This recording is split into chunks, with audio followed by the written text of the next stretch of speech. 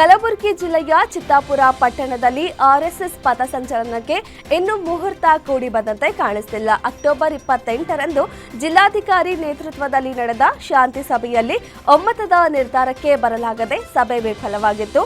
ಸಭೆಯ ವರದಿಯನ್ನ ಹೈಕೋರ್ಟ್ಗೆ ಜಿಲ್ಲಾಡಳಿತ ಸಲ್ಲಿಸಿದ್ದು, ನಿನ್ನೆ ಮತ್ತೆ ಹೈಕೋರ್ಟ್ನಲ್ಲಿ ಅರ್ಜಿ ವಿಚಾರಣೆ ನಡೆದಿದ್ದು, ನವೆಂಬರ್ 7ರಂದು ಕೋರ್ಟ್ನಲ್ಲಿ ನಡೆಯುವ ವಿಚಾರಣೆ ಮೇಲೆ ಚಿತ್ತಾಪುರ ಪಥಸಂಚಲನ ಭವಿಷ್ಯ ನಿಂತಿದೆ.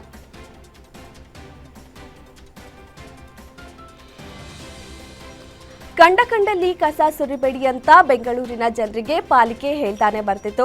ಮನೆ ಮುಂದೆ ಬರೋ ಕಸದ ಆಟೋಗೆ ಮಾತ್ರ ಕಸ ನೀಡಿ ಅಂತ ಪರಿಪರಿಯಾಗಿ ಬೇಡಿಕೊಳ್ಳೋ ಕೆಲಸವನ್ನ ಮಾಡಿತ್ತು. ಹೀಗಿದ್ರೂ ಸಿಟಿ ಮಂದಿ ಮಾತ್ರ ಇಲ್ಲ ನಾವು ನಮಗೆ ಇಷ್ಟ ಬಂದ ಕಡೆನೆ ಕಸ ಹಾಕೋದು ಅಂತ ಕಸ ಬಿಸಾಕೋ ಪ್ರವೃತ್ತಿ ಮುಂದುವರೆಸಿದ್ರು. ಯಾರೆಲ್ಲ ಹೀಗೆ ಕಸ ಸುರಿಯುತ್ತಿದ್ರೋ ಅಂಥವರ ವಿಡಿಯೋವನ್ನ ಮಾಡಿಕೊಂಡಿತ್ತು. ಯಾರೆಲ್ಲ ಕಸ ಬಿಸಾಡಿದ್ರೋ ಅವರ ವಿಳಾಸ ಪಡೆದುಕೊಂಡು ಅವರನ್ನ ಮನೆ ಮುಂದೆ ಕಸ ಸುರಿದು ಎಚ್ಚರಿಸೋ ಕೆಲಸ ಮಾಡ್ತಿದೆ.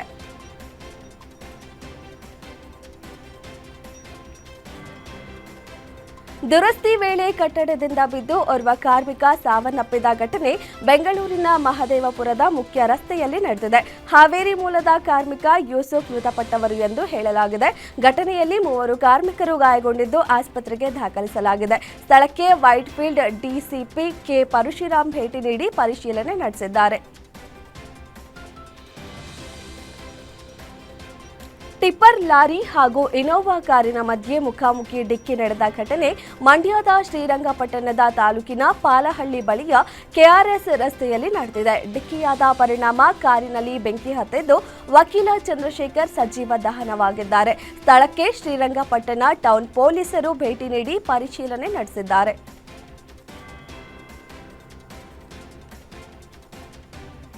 ಕಳೆದ ಕೆಲ ದಿನಗಳಿಂದ ರಾಜ್ಯದಲ್ಲಿ ಬಿಡದೆ ಅಬ್ಬರಿಸುತ್ತಿದ್ದ ಮಳೆರಾಯ ಕೊಂಚ ಸೈಲೆಂಟ್ ಆಗಿದ್ದು, ಇಂದು ಕೆಲ ಜಿಲ್ಲೆಗಳಲ್ಲಿ ಮಾತ್ರ ಸಾಧಾರಣ ಮಳೆಯಾಗುವ ಸಾಧ್ಯತೆ ಇದೆ.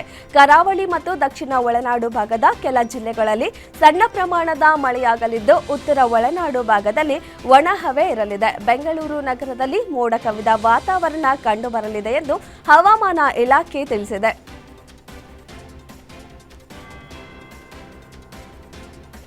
ಬಂಡೀಪುರ ನಾಗರಹೊಳೆ ಅರಣ್ಯ ಪ್ರದೇಶಕ್ಕೆ ಹೊಂದಿಕೊಂಡಿರೋ ಎಚ್ಡಿ ಕೋಟೆ, ಸರಗೂರು, ನಂಜನಗೂಡು, ಗುಂಡ್ಲುಪೇಟೆ ತಾಲೂಕು ಭಾಗಗಳಲ್ಲಿ ನಿರಂತರವಾಗಿ ಹುಲಿದಾಳಿ ಪ್ರಕರಣಗಳು ವರದಿಯಾಗುತ್ತಿರುವ ಹಿನ್ನೆಲೆ ಸಂಜೆ ವೇಳೆಯ ಅರಣ್ಯ ಸಫಾರಿಗೆ ಬ್ರೇಕ್ ಹಾಕಿ ಅರಣ್ಯ ಸಚಿವ ಈಶ್ವರ್ ಖಂಡ್ರೆ ಆದೇಶ ಹೊರಡಿಸಿದ್ದಾರೆ. ಹುಲಿದಾಳಿ ತಡೆಗಟ್ಟುವಂತೆ ರೈತ ಸಂಘಟನೆಗಳಿಂದ ಒತ್ತಾಯದ ಹಿನ್ನೆಲೆ ಸಂಜೆ ವೇಳೆಯ ಸಫಾರಿಗೆ ಬ್ರೇಕ್ ಹಾಕಲಾಗಿದೆ. ನಮ್ಮ ಮೆಟ್ರೋ ಜೀವ ಉಳಿಸುವ ಕಾರ್ಯದಲ್ಲಿ ಮಹತ್ವದ ಪಾತ್ರ ವಹಿಸಿದೆ. ಯಶವಂತಪುರದಿಂದ ಬೊಮ್ಮಸಂದ್ರದವರೆಗೆ ಅಂಗಾಂಗಗಳನ್ನು ತ್ವರಿತವಾಗಿ ಸಾಗಿಸಲು ಮೆಟ್ರೋ ನೆರವಾಗಿದೆ.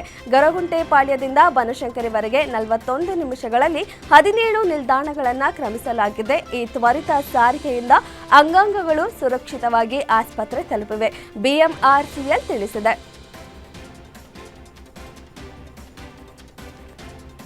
2025-26ನೇ ಸಾಲಿನ ಕನ್ನಡ ರಾಜ್ಯೋತ್ಸವ ಪ್ರಶಸ್ತಿ ಪ್ರಕಟವಾಗಿದ್ದು, ಬಹುಭಾಷಾ ನಟ ಪ್ರಕಾಶ್ ರಾಜ್ ಸೇರಿದಂತೆ ಒಟ್ಟು 70 ಜನ ಸಾಧಕರನ್ನ ಆಯ್ಕೆ ಮಾಡಲಾಗಿದೆ. ಕನ್ನಡ ಮತ್ತು ಸಂಸ್ಕೃತಿ ಇಲಾಖೆ ಸಚಿವ ಶಿವರಾಜ ತಂಗಡಗಿ ಪ್ರಶಸ್ತಿಗೆ ಆಯ್ಕೆಯಾದವರ ಹೆಸರನ್ನ ಪ್ರಕಟಿಸಿದ್ದು, ಇದೇ ಮೊದಲ ಬಾರಿಗೆ ರಾಜ್ಯೋತ್ಸವ ಪ್ರಶಸ್ತಿಗೆ ಅರ್ಜಿ ಕರೆಯದೆ ಒಟ್ಟು 70 ಮಂದಿಯನ್ನ ಪ್ರಶಸ್ತಿಗೆ ಆಯ್ಕೆ ಮಾಡಲಾಗಿದೆ. 4-5 ಬಾರಿ ಸಭೆ ನಡೆಸಿದ ಸದಸ್ಯರು ಅರ್ಹರನ್ನ ಆಯ್ಕೆ ಮಾಡಲಾಗಿದೆ ಅಂತ ಶಿವರಾಜ ತಂಗಡಗಿ ಹೇಳಿದ್ದಾರೆ.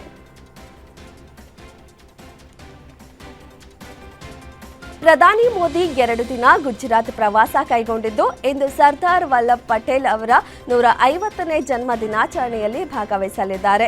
ವಡೋದರಾ ವಿಮಾನ ನಿಲ್ದಾಣ ತಲುಪಿದ ನಂತರ ಪ್ರಧಾನಿ ಮೋದಿ ರಸ್ತೆ ಮೂಲಕ ಕೆವಾಡಿಯಾ ತಲುಪಿದರು. ಇಲ್ಲಿ ಪ್ರಧಾನಿ ಮೋದಿ ಏಕತಾ ನಗರ ಮತ್ತು ರಾಜ್ಪಿಪ್ಲಾದಲ್ಲಿ 1220 ಕೋಟಿ ರು ಮೌಲ್ಯದ ಅಭಿವೃದ್ಧಿ ಯೋಜನೆಗಳನ್ನು ಉದ್ಘಾಟಿಸಿ ಶಂಕುಸ್ಥಾಪನೆ ಮಾಡಿದರು.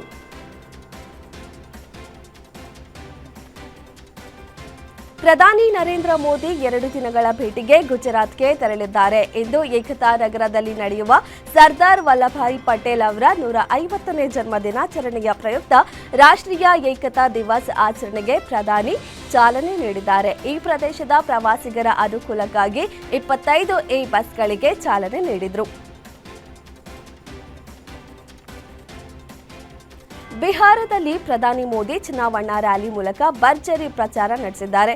ಈ ವೇಳೆ ಆರ್ಜೆಡಿ ಕಾಂಗ್ರೆಸ್ ಮೈತ್ರಿಕೂಟವನ್ನ ಗುರಿಯಾಗಿಸಿಕೊಂಡು ವಾಗ್ದಾಳಿ ನಡೆಸಿದ ಪ್ರಧಾನಿ ಮೋದಿ ಆ ಎರಡೂ ಪಕ್ಷಗಳು ನೀರು ಮತ್ತು ಗೆಣ್ಣೆಯಂತೆ ಎಂದು ಟೀಕಿಸಿದ್ದಾರೆ. ಮಹಾಗಠಬಂಧನ್ ಮೈತ್ರಿದಾರರ ನಡುವೆ ಆಳವಾದ ಆಂತರಿಕ ಬಿರುಕುಗಳಿವೆ. ಅಧಿಕಾರದ ದುರಾಸೆಯಿಂದ ಎರಡು ಪಕ್ಷಗಳು ಒಗ್ಗಟ್ಟಾಗಿರುವಂತೆ ನಾಟಕವಾಡುತ್ತಿವೆ ಎಂದು ಆರೋಪಿಸಿದ್ದಾರೆ.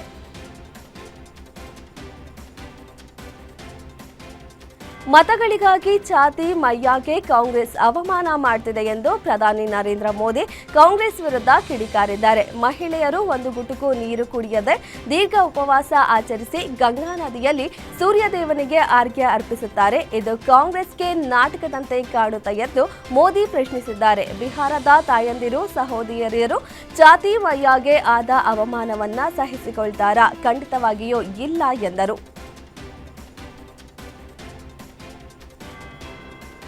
ಬಿಹಾರದ ಮಾಜಿ ಮುಖ್ಯಮಂತ್ರಿ ಲಾಲೂ ಪ್ರಸಾದ್ ಯಾದವ್ ಮತ್ತು ಅವರ ಪತ್ನಿ ರಾಬ್ರಿ ದೇವಿ ಅವರ ವಿರುದ್ಧ ಕೇಂದ್ರ ಗೃಹ ಸಚಿವ ಅಮಿತ್ ಶಾ ತೀವ್ರ ವಾಗ್ದಾಳಿ ನಡೆಸಿದ್ದಾರೆ. ಅವರಿಬ್ಬರನ್ನ ಭ್ರಷ್ಟ ನಾಯಕರು ಎಂದು ಕರೆದಿದ್ದಾರೆ.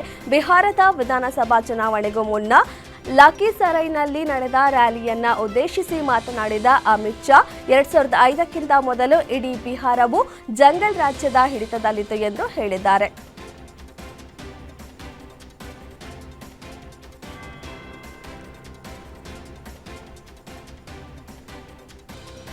ಬಿಹಾರ ರಾಜ್ಯದಲ್ಲಿ ನಡೆದ ಸಾರ್ವಜನಿಕ ರ್ಯಾಲಿಯಲ್ಲಿ ಪ್ರಧಾನಿ ನರೇಂದ್ರ ಮೋದಿ ವಿರುದ್ಧ ಅವಹೇಳನಕಾರಿ ಮತ್ತು ವೈಯಕ್ತಿಕ ಹೇಳಿಕೆಗಳನ್ನು ನೀಡಿದ್ದ ಆರೋಪದ ಲೋಕಸಭೆಯ ವಿರೋಧ ಪಕ್ಷದ ನಾಯಕ ರಾಹುಲ್ ಗಾಂಧಿ ವಿರುದ್ಧ ಬಿಜೆಪಿ ಬಿಹಾರ ಘಟಕವು ರಾಜ್ಯ ಮುಖ್ಯ ಚುನಾವಣಾ ಅಧಿಕಾರಿಗೆ ದೂರು ದಾಖಲಿಸಿದೆ.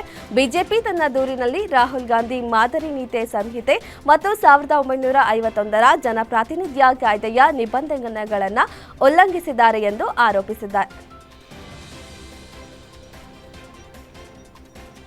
ಮುಂಬೈನಲ್ಲಿ ಸಿನಿಮೀಯ ಘಟನೆಯೊಂದು ನಡೆದಿದೆ. ವೆಬ್ ಸೀರೀಸ್ಗೆ ಆಡಿಷನ್ ನಡೆಸಲಾಗುತ್ತಿದೆ ಎಂದು 17 ಮಕ್ಕಳನ್ನ ಕರೆಸಿದ ರೋಹಿತ್ ಆರ್ಯ ಎಂಬ ವ್ಯಕ್ತಿ ಮುಂಬೈನ RS ಸ್ಟುಡಿಯೋದಲ್ಲಿ ಆ ಮಕ್ಕಳನ್ನ ಮತ್ತು ಇನ್ನಿಬ್ಬರನ್ನ ಒತ್ತೆಯಾಳಾಗಿರಿಸಿಕೊಂಡಿದ್ದ. ನಂತರ ಪೊಲೀಸರಿಗೆ ವಿಡಿಯೋ ಸಂದೇಶವೊಂದನ್ನು ಕಳುಹಿಸಿದ್ದಾನೆ. ಕೊನೆಗೆ ಕಾರ್ಯಾಚರಣೆ ನಡೆಸಿದ್ದ ಪೊಲೀಸರು ಆ ಎಲ್ಲ ಮಕ್ಕಳನ್ನ ರಕ್ಷಿಸಿದ್ದು ಆರೋಪಿ ಎನ್ಕೌಂಟರ್ನಲ್ಲಿ ಸಾವನ್ನಪ್ಪಿದ್ದಾನೆ. ಜಮ್ಮು ಮತ್ತು ಕಾಶ್ಮೀರದ ಲೆಫ್ಟಿನೆಂಟ್ ಗವರ್ನರ್ ಮನೋಜ್ ಸಿನ್ಹಾ ದೇಶ ವಿರೋಧಿ ಚಟುವಟಿಕೆಗಳಲ್ಲಿ ಭಾಗಿಯಾಗಿದ್ದಾರೆ ಎಂಬ ಆರೋಪದ ಮೇಲೆ ಭಾರತದ ಸಂವಿಧಾನದ 311ನೇ ವಿಧಿಯನ್ನ ಬಳಸಿ ಇಬ್ಬರು ಸರ್ಕಾರಿ ನೌಕರರನ್ನ ಸೇವೆಯಿಂದ ವಜಾಗೊಳಿಸಿದ್ದಾರೆ. ಶಾಲಾ ಶಿಕ್ಷಣ ಇಲಾಖೆಯಲ್ಲಿ ಶಿಕ್ಷಕರಾಗಿರುವ ಗುಲಾಂ ಹುಸೇನ್ ಮತ್ತು ಮಾಜ್ದ್ ಇಕ್ಬಾಲ್ ದಾರ್ ಅವರನ್ನ ಲೆಫ್ಟಿನೆಂಟ್ ಗವರ್ನರ್ ವಜಾಗೊಳಿಸಿದ್ದಾರೆ.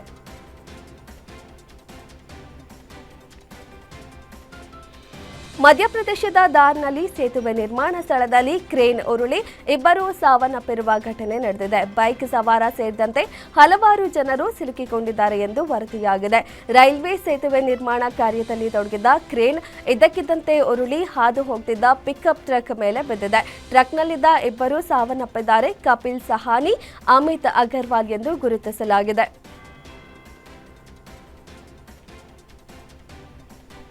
ದೀಪಾವಳಿ ಬಳಿಕ ರಾಷ್ಟ್ರ ರಾಜಧಾನಿ ದೆಹಲಿಯಲ್ಲಿ ಮತ್ತೊಮ್ಮೆ ದಟ್ಟವಾದ ಮಂಜು ಆವೃತವಾಗಿದ್ದು ಗಾಳಿಯ ಗುಣಮಟ್ಟ ಮತ್ತಷ್ಟು ಹದಗೆಟ್ಟಿದೆ. ಹಲವಾರು ದಿನಗಳಿಂದ ಕಳಪೆ ವರ್ಗದಲ್ಲಿದ್ದ ಗಾಳಿಯ ಗುಣಮಟ್ಟ ಈಗ ತುಂಬಾ ಕಳಪೆ ಮಟ್ಟಕ್ಕೆ ಕುಸಿದಿದೆ. ಮಾಲಿನ್ಯಕಾರಕಗಳು ದಟ್ಟವಾದ ಮಂಜು ಮತ್ತು ಗಾಳಿಯಲ್ಲಿ ಸಿಲುಕಿಕೊಂಡಿದ್ದರಿಂದ ನಗರದ ಗಾಳಿಯ ಗುಣಮಟ್ಟ ತುಂಬಾ ಕಳಪೆಯಾಗಿದೆ. ದೆಹಲಿಯ ಒಟ್ಟಾರೆ ವಾಯು ಗುಣಮಟ್ಟ ಸೂಚ್ಯಂಕ 357ಕ್ಕೆ ತಲುಪಿದೆ.